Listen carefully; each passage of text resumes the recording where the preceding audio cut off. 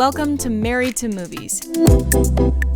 Industry insiders John Russell and Tracy Cring live and work happily in cinematrimony. They're sharing behind-the-scenes adventures of writing, producing, and appreciating films. Good morning, babe. Good morning, babe! I almost forgot what to say there. Well, that's okay. It's been several years since we did this. Feels like it. Yes, it does. This is season 4. Season 4. The first season felt like 10 seasons. Yes, for those of you who love The Jerk. This is the shirt with the tie with the dress shirt on top of it. It looks good. And I think it's a thing that Liam Neeson's already done. Liam Neeson is not doing it because he I was think not he wearing did. he was not wearing a tie with it. Instead of going out there and buying sports jackets, which are extraordinarily hot, why don't we just put a dress shirt on top of our other shirt where we're wearing a tie? It's a loose suit. Because I'm loose suiting. if you were to take that shirt on top of the shirt off, you would look like you were selling Bibles door to door. Yeah, that's true. So there were these golden tablets. All right. I was thinking about everything that's happened in this country ever since. We're going to get a little I don't think you should think about that. Oh, yeah. We're not going to get political. Yeah. We're going to get a little political. We're living in what I will call... the end times? No.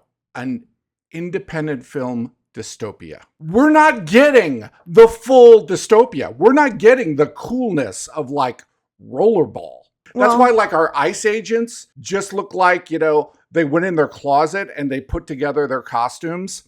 I mean, the whole thing, it feels so low budget. The costume department did not have much money. We spent nothing on our costumes. I think they are getting a budget bump. Low budget dystopia. Yeah, it's kind of like a water world. Yeah. But with much less money. Yeah, but it's like a water world in a bathtub. If there was a water world action figures... Okay. You took those and filmed them in your pool or bathtub. That's what it feels like. The whole thing. Well, it's like even our villains are just we couldn't afford SAG actors, so we just got our cousins. It's like G.I. Joe. It's like they're fighting it out on Twitter like a G.I. Joe would. You know how G.I. Joes were always they were watching that screen inside their base, and it was the guy was I'm gonna get you, G.I. Joe. Okay. Are you referring to Cobra Commander? But were they on Zoom every time? It was the threats were always on Zoom. That's true. That's true. Cobra was always Zooming with G.I. Joe and letting them know about the Weather Dominator. The Weather Dominator! Remember when they had the fridge character for G.I. Joe? Yeah, that was bad. When they had the fridge. That was not bad. I had the fridge. And they had Sergeant Slaughter. They were pulling wrestlers. Oh my God. Football players. That was like the independent dystopia where we're just pulling people. Yeah. Well, it's let's pull this guy who's a billionaire car manufacturer. Let's do that. This guy who builds rockets. No. And I'm not making fun of this dystopia. It is hell out there. It is horrible. What is happening in our world? I'm just saying it looks bad. I think we've landed on it is like living inside episodes of G.I. Joe. I think that's the closest. Yeah, I think you could probably find representations of every person. Pam Bondi is the Baroness. Absolutely, it's all possible. It's all there. South Park needs to do this. Oh my God, a new Team America. South Park was so funny. Oh God, it's insanely amazing. I love those guys. Well, they just have such guts. They just don't care. CBS Paramount paying off. Right. The lawsuit against them, and then we found out Stephen Colbert got canceled. Right. But Trey Parker and Matt Stone just got $1 billion. Hey, don't cut them short. $1.5 billion. Yeah. That's another $500 million. Another $500 million. They bought Casa Bonita the restaurant from that famous episode. Where is it? I think it's in Colorado. Oh God. Yeah. Oh, like you got a purpose to go to Colorado. That's the whole thing. Well, Sundance is moving to Colorado. Oh, well, that might make sense then. Yeah, absolutely. Who wanted to go to Utah? I mean, it's beautiful. I wonder if like famous people will now be going to Casa Bonita. That would be great. And maybe that's why they bought it. They were like, well, everybody's going to be here for Sundance. Well, we were always divided as people. Now we're divided by like states. It's like this state versus this state. And the government versus these states. That's a whole different thing. So Sundance moves because Utah doesn't think that Sundance kind of works with their aesthetic. You know, usually it was about money, but now it's not about money. You know, it's about, you know, towing the moral line. I've got this new thing. Whenever you want to be moral about something, okay, or judgmental or whatever, you no longer get to partake in that thing.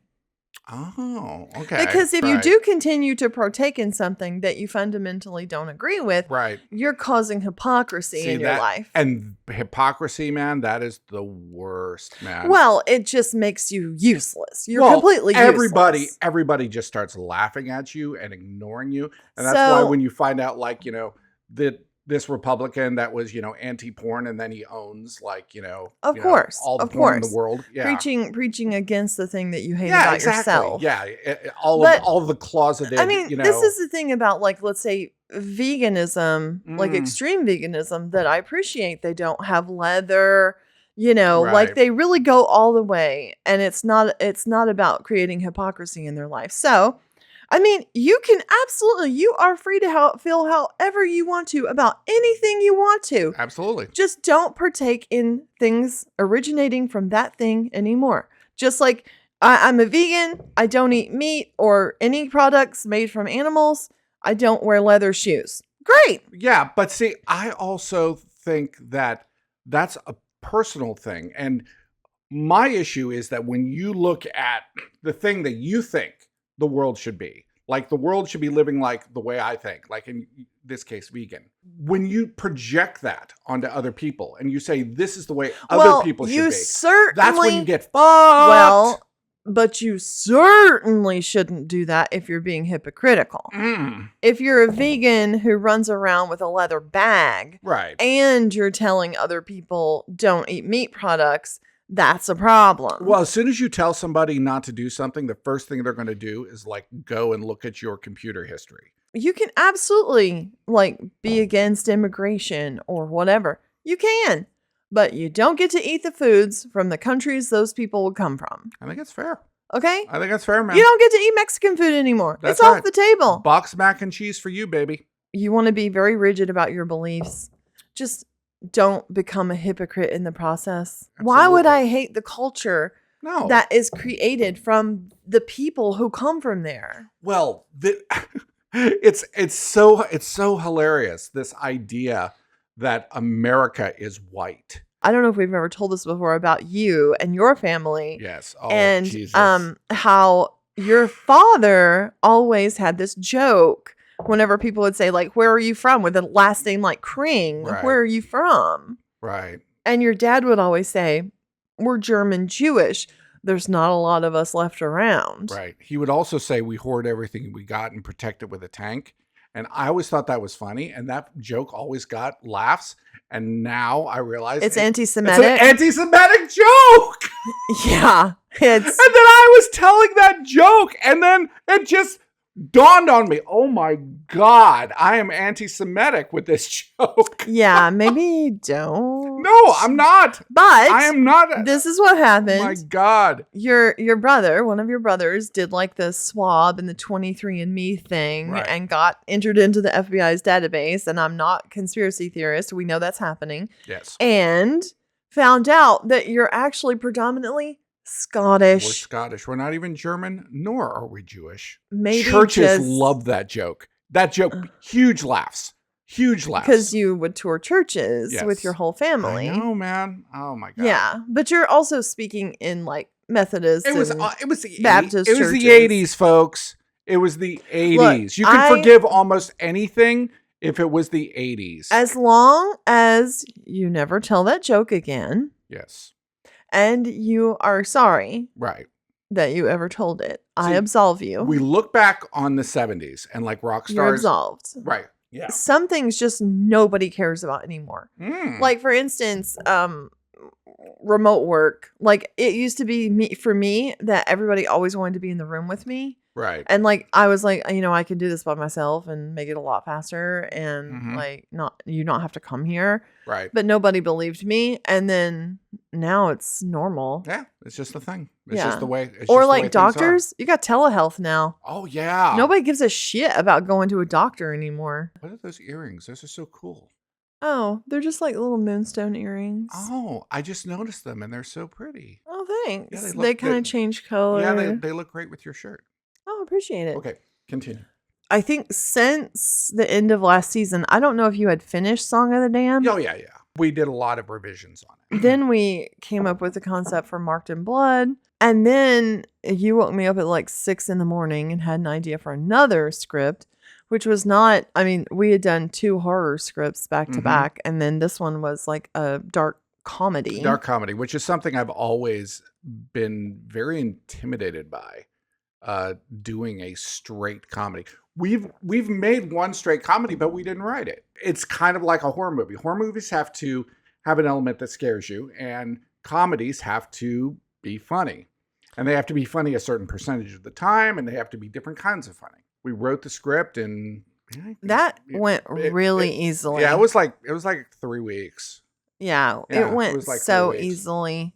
And then we went through and did another revision and flushed things out. And I'm really, really happy with that script. I think it's very cool. It's a really fun, and it is heartwarming and kind of dirty. And that's a great combo. I feel like that's the structure of modern comedy is like it starts out really absurd and funny. And then in the middle, like it gets, I guess, more intense. And then it ends up heartwarming. Right.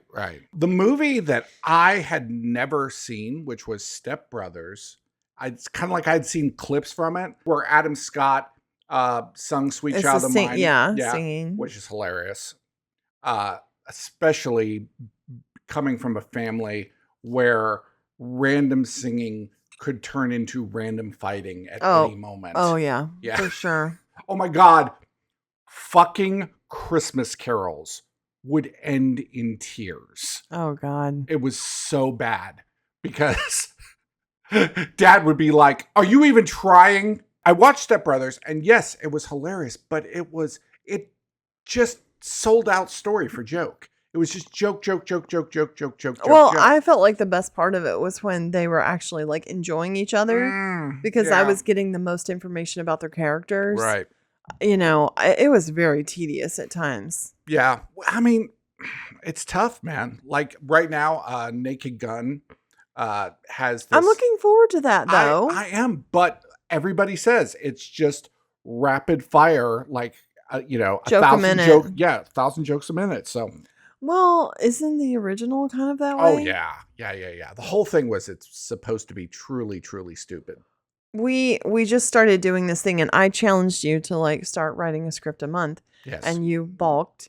No, yeah. No. Yeah. You didn't want it to turn into some sort of work, I guess. Yes, exactly. But it's not, because I think that's what writers do. They write. Yeah. I agree with that. So, but I think a script a month is a lot. Well, if you have it available in your creativity, I think you should use it. The thing I think people get attached to is outcomes. I want to get it done in a month. Right. And then if you don't, people are like, oh, I failed. Or they attach something to the outcome of it. Right. That doesn't need attached. Like your ego, your confidence, your whatever. And see, here's the thing. I don't necessarily like this, but it is effective. When you get about 2 weeks from the end of the month and you've only written like 20 or 30 pages of your script, then you start thinking, well, am I actually going to do this? Am I going to finish this by the end of the month? And if I did finish this by the end of the month, how many pages would I have to end up doing a day? I use my creative energy in a lot of different ways throughout the day. Mm-hmm. You know, making a lot of choices, coming up with ideas for lunch. Sure. You know, whatever it is. Right. It's creative. And I think everybody uses creative energy all the time. They just don't credit themselves with it. Well, I was watching Top Chef and I saw not even something that they made. It was something that they ate in Macau. And I was like, let's try that looks interesting. And then I looked and we had all the ingredients to make it. You know what, though, I can suggest to people, and this is interesting. I think molasses is a really good addition to a pantry. Interesting. I don't always have brown sugar, but you can just make your own brown sugar if you have true. molasses. Because that's all brown sugar is. I did not even know that's all brown sugar was. Yeah, that's all it is. If you don't know what molasses is, it's actually like the sugar cane. Mm-hmm. And they boil it and boil it and boil it and boil it and boil it and boil it until it becomes molasses. Right. So it's got it's sweet, but it's got quite a different flavor. It's got like that dark flavor, kind of like almost a wood flavor. Yeah, because they boiled it out of the pulp right. of the sugar cane. The original reason I bought it was because I was trying to make that brown bread that you get at Outback. The Outback bread. Yes. Yeah, which I was shocked to find out is really just like a wheat bread with molasses and cocoa in it. And you did a great job at it. It was really good. Yeah, it was really good. And it didn't taste like cocoa. Right. Like one of our ideas for a story, it had started in Woodstock, New York. And then somebody brought up that they were looking for a story in Los Angeles. And we were like, okay, well, we could just switch this story to Los Angeles. And that created a whole other realm of possibilities. This is the thing I want, especially writers. Maybe they already know this, but this is something that I've started doing. This is related to outcome, taking the expectation off of your ideas. Mm-hmm. Like, oh my God, it's so freeing. Just let yourself have the idea, write it down, and just let it be in your encyclopedia of ideas. Mm-hmm. It doesn't have to go anywhere. It doesn't have to become anything. You could write half a poem. You could write half a song. You could write one chorus. Okay, well, I have started doing something because I have a niece and she is involved in music. Mm-hmm. Okay, which I used to be involved in music. And sometimes I have an idea for a song or a lyric or a line, but I'm not really involved in music anymore. And that's not really, I could write a song, but for what purpose?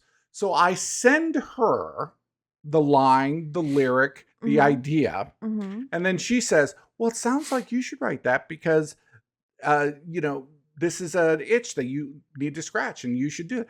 And I'm just like, I don't do that. That's not what I'm doing right now. And I'm offering it to you. If you don't want to use it, that's fine. Like what's one? What? What is one? I don't know. I don't feel like I should be responsible for my own creation just because it's an idea that I had. I can give my idea. That's a very weird statement. I can give my idea to somebody else. In lieu of doing it yourself? Yeah, because I don't want to do it. It's not something I'm interested in doing. I don't see a future in that specific idea.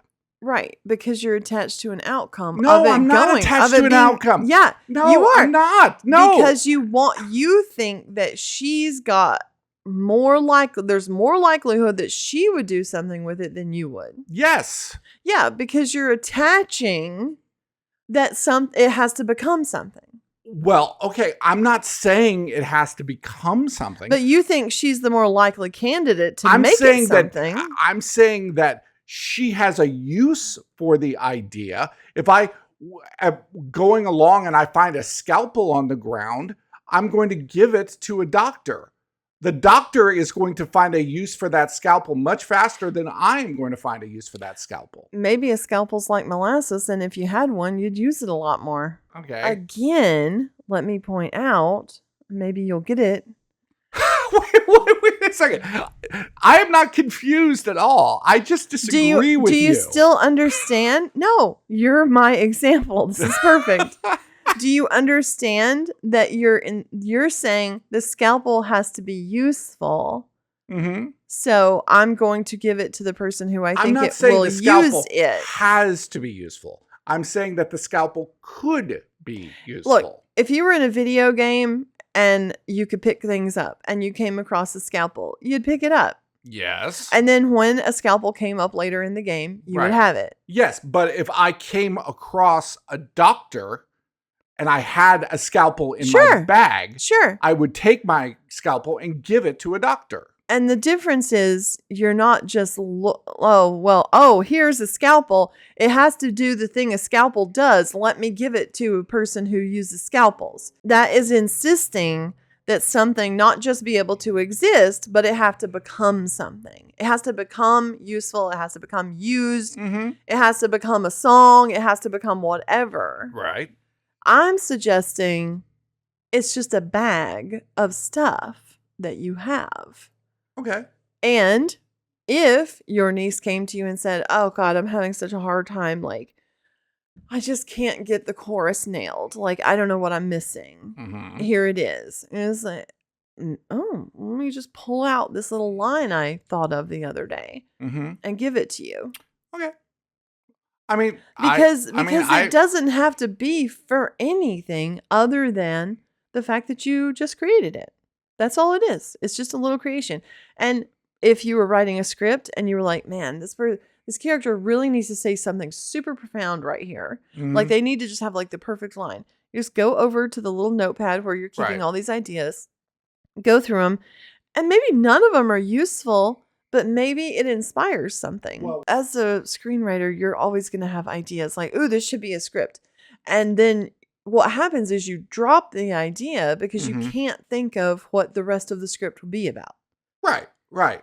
It's like, ooh, that's a great script. But but that's the thing, is that if you're a creative person and you start with that idea, then you will find what the rest of the script is going to be. And about. I'm just suggesting, don't give up on it because it didn't come to you all at once. Oh, God, no. Because we're very impatient too. Oh, yeah. Yeah.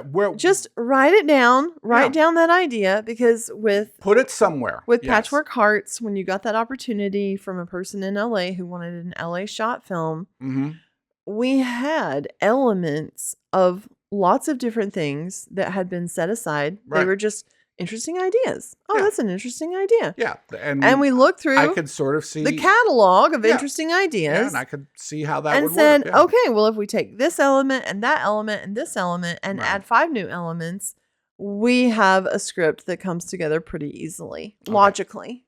Well, I will go on record. I am admitting that maybe you and Izzy, my niece, had a point about me just not sending her random shit. If you're like, okay, well, this needs to become a movie, or this needs to become a song, or this needs to become a poem, if you detach from that expectation, then you're just living in a super creative space. Right. You're just living in the enjoyment and appreciation of it just being creative. Right.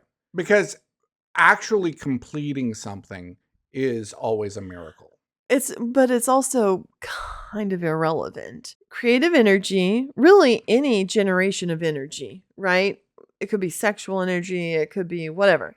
Any generation of energy that is meant to be expressed outside of oneself, that you hold in, I think it just sours. And I think it causes sourness. You know, I mean, why do we call people frustrated this or that? Right. Oh, they're just a frustrated musician. Oh, they're just because they become critical.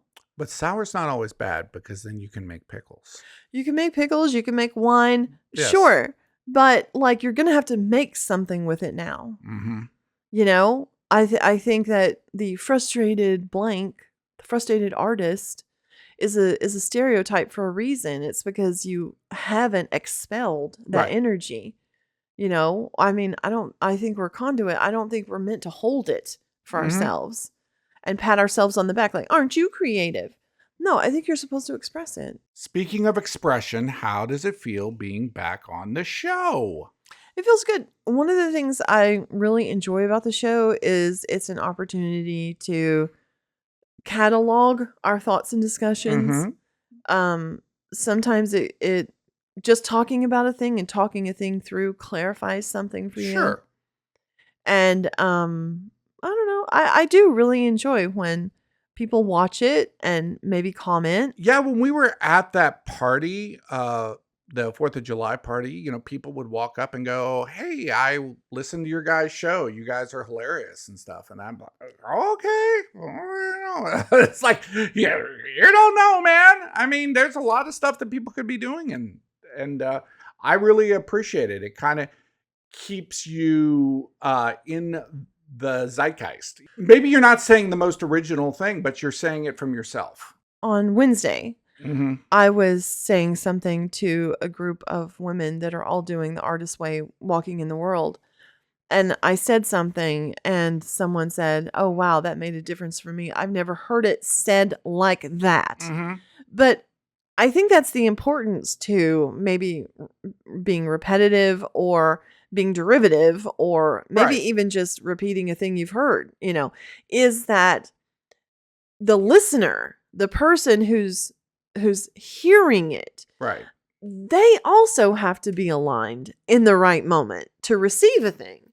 So like you could walk around and say amazingly profound things all the time. Doesn't matter if the people that you're talking to aren't in a place to receive that. Working on this new script, I was like, yeah, but is this, really that original? And then we get into a scene and we're talking in the conversation, and I'm like, I don't hear people talking like this in films.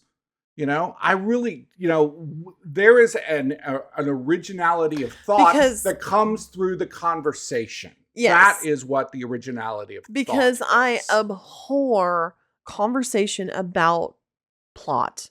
Everybody always in life is talking about a thing they're not actually doing. We talk around stuff. Cooking dinner, you'll be talking about something that happened 10 years ago.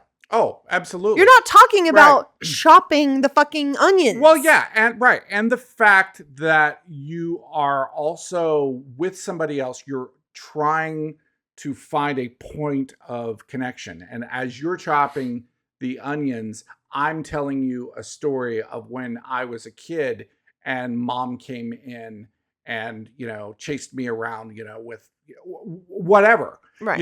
And it's all about I that. will have a piece of bread on my head, obviously. All of that. Callback. And all of these other little weird things that, kind of, circle an idea. We don't do things and talk about what we're doing when we're doing it. We're going to be going out tonight and watching the 2 really big summer movies because we haven't had a chance to go to any movie. We've had a ton of chances, actually. We've had so many chances and twice a week. You have decided. You have begged me to go. I have not begged once. Look, I've made it a possibility. You have, and you've made it a possibility of having a happy marriage or a sad marriage. I've been super hyper focused on a rough cut of Sky Valley. Rough cut of Sky Valley. I don't know. I think in June I got the assembly cut and gave that to you and Anthony, the producer,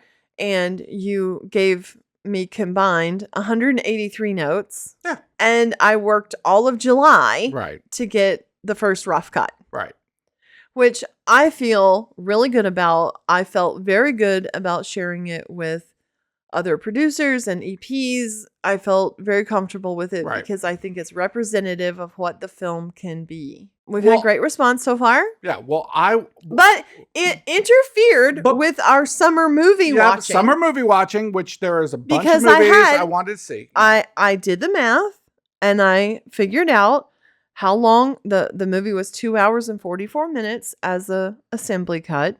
I figured out how many days were in the month. I wanted to work 5 days a week on it. And I figured out how many minutes I had to edit a day. Sure. And that was my goal. Right. In order to fulfill on my promise that I made by the end of the month in July to deliver it. Okay. And I did. Okay. And I did it a day early. You did amazing. absolutely. Well, you helped a lot. Well, thank you. After I had gone through and implemented all the notes, you and I went through the edit and really scene by scene started cranking them. Well, I can be brutal. I'm like, well, we could just drop that whole scene. You're like, no, we don't need to do that. Well, the thing is, if we can just tighten scenes, right. I think that's the first pass of the rough cut. Is like, let's just tighten everything and see where the timing lands. Yeah, and we got to 2 hours and 2 minutes. Yeah, exactly, which is a really nice. And that's without cutting any scenes. Without removing any full scenes. Yes. Yeah, we've just tightened things. But to get back to what I was saying, I am interested in what kind of characters are being created in major Hollywood films. Not the stories, the characters. That's, to me, what is the most important thing. Are these characters interesting? Are they original? Are they relatable? Oh, we watched Final Destination Bloodlines. I thought the script for that was pretty good as far as the characters were concerned. I mean, God bless them. I don't even understand how to write a script for that. It's like crazy. Explaining a Rube Goldberg. Yeah, it's crazy. I think it would be better if the script page edited so great. Yeah, they are. And I appreciate some of the like humor in shooting they added to it this time, where like things were playing out in the background, like when she gets the garbage truck. The garbage truck scene made me laugh very hard. You like loud. Immediately rewinded it. Yeah, it was hilarious. But no, it's clever. It's clever, and they're like they were kind of playing with their own ideas. Yeah, they were like, we know. It's a little meta. We know you know what to expect here, so we're not going to deliver on that, you know.